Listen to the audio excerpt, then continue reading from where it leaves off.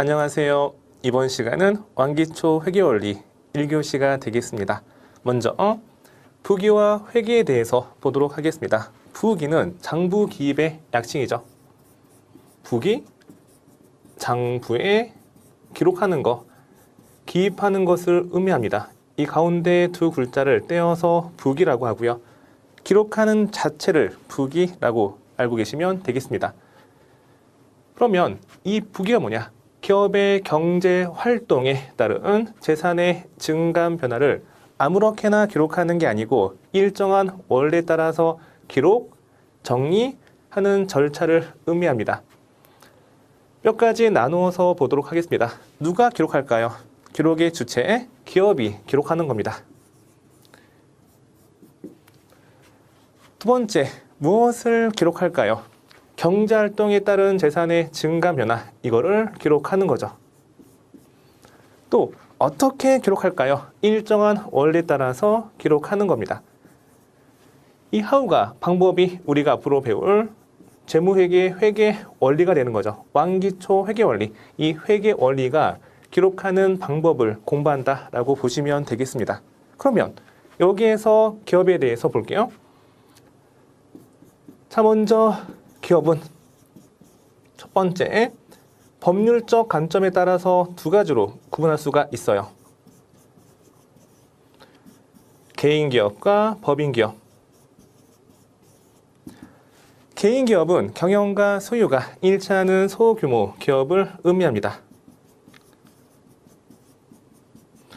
소유주가 장사 미천을 대서 영업활동 열심히 한 다음에 남긴 돈이 있다, 마음대로 쓸 수가 있는 작은 기업이 개인 기업이죠.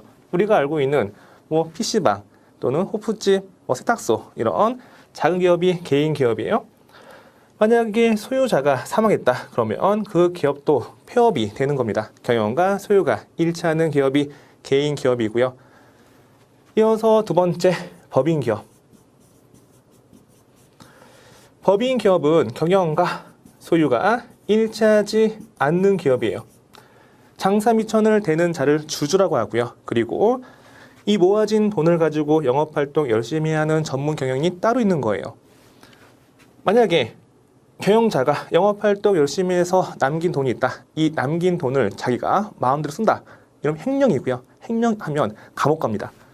개인 기업은 남긴 돈이 있으면 내가 마음대로 쓰고 싶은 대로 쓰는 거지만 법인 기업은 반드시 법적 절차에 따라서 관리가 이루어지는 그런 형태의 기업이 되는 거죠. 우리가 알고 있는 삼성전자, LG전자, 현대백화점 이렇게 큰 규모의 기업이 바로 법인 기업이 되겠습니다.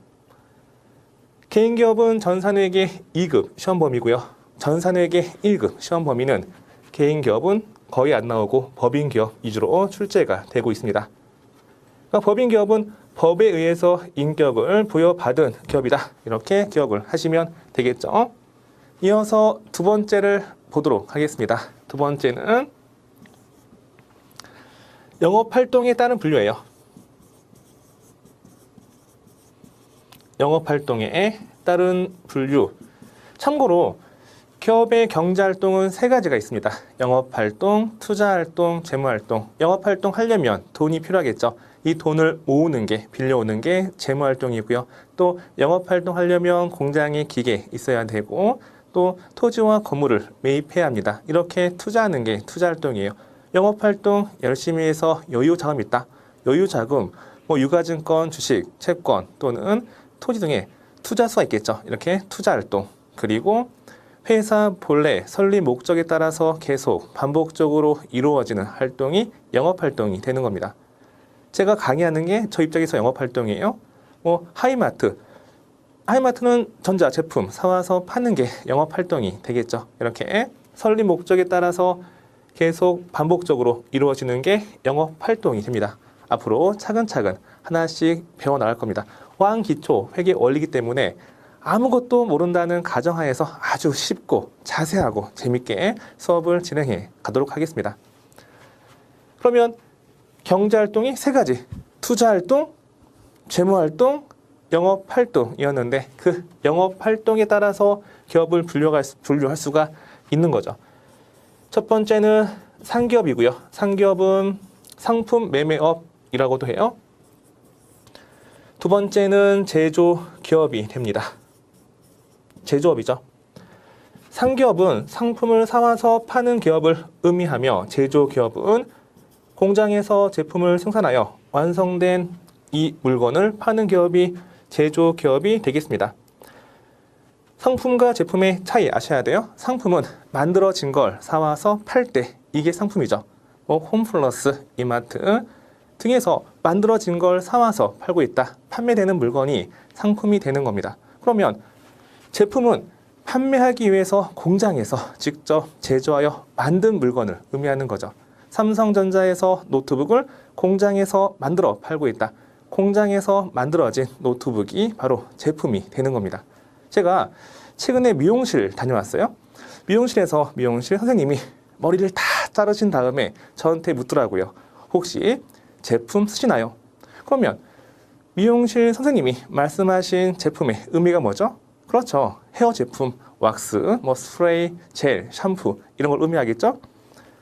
그러면 미용실 선생님이 미용실 한켠에서 원자재 사와서 왁스, 스프레이, 샴푸를 직접 만들어서 팔고 있는 걸까?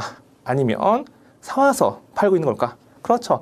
사와서 팔고 있기 때문에 미용실에서 그 말하는 왁스 등은 제품이 아니고 상품이 되는 겁니다. 이게 일상생활에서 잘못 쓰이는 용어가 가끔 있어요. 다시 정리하자면 상품은 만들어진 걸 사와서 팔 때를 의미하고요. 제품은 공장에서 직접 제조하여 만들어 팔 때를 의미하는 겁니다. 상품을 다루는 기업이 뭐라고요? 상기업, 도소매 기업이라고 해요. 제품을 만들어 파는 기업을 뭐라 한다? 그렇죠. 제조기업이라고요. 전산회계 2급은 상기업이 출제가 되어지지만 전산회계 1급 이상 자격증은 제조기업이 출제 범위가 되겠습니다.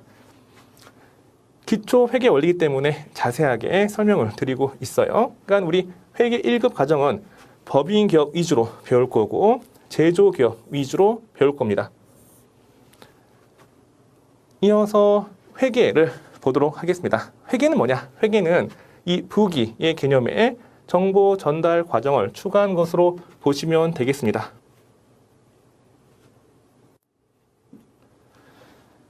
자, 다시 우리가 부기 배웠죠. 부기는 장부 기입하는 거. 이 장부 기입하고 플러스 정보 이용자에게 정보를 전달하는 과정. 이게 회계가 되는 겁니다. 우리가 회계 배우는 거예요. 이제 회계 배우니까 친구한테 잘하겠죠. 야, 나 이제 드디어 그 어려운 회계 공부해 라고 했을 때 친구가 이렇게 물어볼 거예요. 그래? 회계? 정말 어려운 건데? 그럼 회계가 뭐야? 라고 했을 때 여러분은 뭐라고 하면 될까? 회계는 장부 기입하여 얻어진 정보를 정보 이용자가 합리적인 의사결정할 수 있도록 유용한 정보를 제공하는 거야. 어렵나요? 다시. 회계는 장부 기록했잖아. 그러면 그 정보를 정보 이용자에게 전달하는 거야. 이게 회계 정의가 되는 겁니다. 그래서 우리 교재 보시면 회계란 정보 이용자, 이해관계자가 합리적인 의사결정할 수 있도록 경제적 정보를 식별, 측정, 전달하는 과정이다 라고 되어 있는 거죠. 그러니까 부기가 이만큼이다. 그러면 회계는 더 넓은 개념이죠. 이 부기에다가 플러스 이 정보를 전달하는 과정까지를 의미하는 겁니다. 일단 회계와 부기의 개념을 배웠고요. 자, 그러면 이 부기는 다시 두 가지로 구분이 되어집니다. 단식 부기와 복식 부기. 그러니까 부기의 종류인데 이 부기는 기록, 계산 방법에 따라서 두 가지로 분류가 되어지는 거예요. 첫 번째는 단식 부기, 두 번째는 복식 부기가 있습니다. 먼저 첫 번째 단식 부기. 단식은 스포츠에서도 많이 쓰입니다. 테니스, 탁구, 단식과 복식 있잖아요. 단식은 단자, 혼자 하는 거죠. 그러니까 이 단식은 뭐냐면 장부에 기록하는 건데 단자, 결과만 한 번 기록하는 게 단식 부기고요. 우리가 용돈 기입장, 가계부 아시죠? 돈 얼마 들어왔고 돈이 얼마 지출되었으며 일정 시점의 잔액이 얼마인지 이렇게 쉽고 간단하게 사용하는 게 단식부기예요. 이 단식부기는 우리가 공부할 게 있을까 없을까? 공부할 게 뭐가 있겠어요. 그냥 쓰면 되는 거지. 단식부기는 우리가 배우는 게 아니고 이 기업의 부기는 단식부기를 의미하는 게 아니고 복식부기를 의미하는 겁니다. 그러면 두 번째 복식부기, 이 복자가 이중복자 결과만 한 번 기록하는 게 아니고 그 결과를 도출시키는 원인까지 두 번 기록해서 복식부기가 되는 겁니다. 이거 여기 뭐라고요? 원인과 결과를 두 번 기록한다 해서 복식부기가 됩니다. 결과만 한 번 기록하는 것보다 그 원인까지 두 번 기록하니까 해당 내용을 정확히 알 수가 있고 체계적이고 논리적으로 살펴볼 수가 있겠죠. 그러면 기업의 장부는 단식부기일까 복식부기일까? 그렇죠. 복식부기고요. 앞으로 우리가 배우는 부기는 바로 복식부기의 논리가 되겠습니다. 복식 두 가지예요. 그러면 기록하는 게 두 가지이기 때문에 기록하는 장소가 몇 군데 필요하겠어요? 두 군데. 그렇죠. 두 군데. 해서 우리 부기의 회계는 이 장소를 둘로 쪼갭니다. 왼쪽과 오른쪽 이렇게 두 군데로 나누어서 본다는 거죠. 제가 이렇게 왼쪽 적고요. 오른쪽 적겠습니다. 우리 회계에서는 왼쪽을 차변이라 불러요. 차변, 오른쪽을 대변이라고 합니다. 이거는 약속이죠. 회계는 기업의 언어라고도 합니다. 언어는 어떻게 공부하는 거지? 약속에 의해서 출발이 되어지는 겁니다. 이거 뭐 볼펜, 뭐 교탁 이렇게 약속에 의해서 우리가 의사소통이 되어지기 때문에 그 약속을 먼저 정해놓고 그에 따른 의사소통이 이루어진다는 거예요. 다시 우리 회계는 원인과 결과 두 번 기록하기 때문에 복식부기이다. 기록하는 게 두 개니까 기록하는 장소가 두 군데가 필요하고요. 약속에 의해서 왼쪽을 차변, 오른쪽을 대변이라는 거죠. 왜 이렇게 약속이 되어졌는지는 논리적인 설명이 뒤에서 다시 이루어질 거예요. 일단 지금은 암기하겠습니다. 제가 어떤 그 회계원리 교재를 봤습니다. 거기 어떤 교수님이 썼던 읽을거리 한번 소개 말씀을 드릴게요. 달리는 기차가 있대요. 덜컹덜컹 달리는 기차가 있는데 오른손잡이 어떤 남자분이 달리는 기차 안에서 큰 게 매려온 거야. 큰 거. 대변, 그쵸? 큰 게 매렸습니다. 그래서 막 달리는 기차 안에서 화장실에 갔죠. 볼일을 막 볼 거예요. 볼일을 다 봤어요. 오른손잡이니까는 볼일을 다 보고 나서 어떤 손으로 마무리할까? 그렇죠. 오른손잡이니까 오른쪽으로 마무리하겠죠. 그렇죠? 근데 덜컹덜컹 흔들려요. 넘어지지 않기 위해서는 나머지 왼쪽 손으로 달리는 기차를 잡고 있어야 돼. 그러면 기차를 잡고 있는 손이 어느 손? 왼쪽 손이고 큰 거를 정리하는 게 어느 손? 오른손이잖아요. 그렇죠? 그러니까 오른쪽을 대변, 왼쪽을 차변이라 한다. 라는 건 그냥 우스갯소리고요. 암기하시면 되겠습니다. 왼쪽 차변, 오른쪽 대변. 됐죠? 자, 복식부기. 결과만 한 번 기록하는 게 아니고 일정한 원리, 원칙에 따라서 원인과 결과 나누어서 두 번 기록한다. 두 번. 왼쪽을 차변, 오른쪽을 대변이라고 했어요. 우리가 앞으로 부기라고 하는 건 기업에서 장부 기록하는 건 단식부기가 아니고 뭐다? 복식부기고 일반적으로 부기는 복식부기를 일컫게 됩니다. 자, 그러면 이 복식부기에 따라서 기록이 되어지는데